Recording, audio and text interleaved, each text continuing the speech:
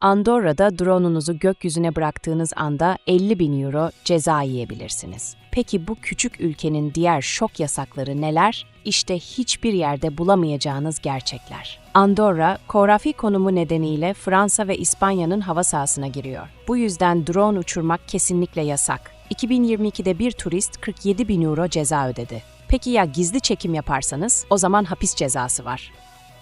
Bu ülkede sokakta sigara içmek yasak. Hatta elektronik sigara bile yasaklar kapsamında. Nedeni mi? Ülkenin %90'ı ormanlarla kaplı ve yangın riski çok yüksek. Saat 22'den sonra müzik yapmak, hatta yüksek sesle konuşmak yasak. Otel odanızda bile telefonla konuşurken dikkat etmelisiniz. Yerel halk bu kurala çok önem veriyor.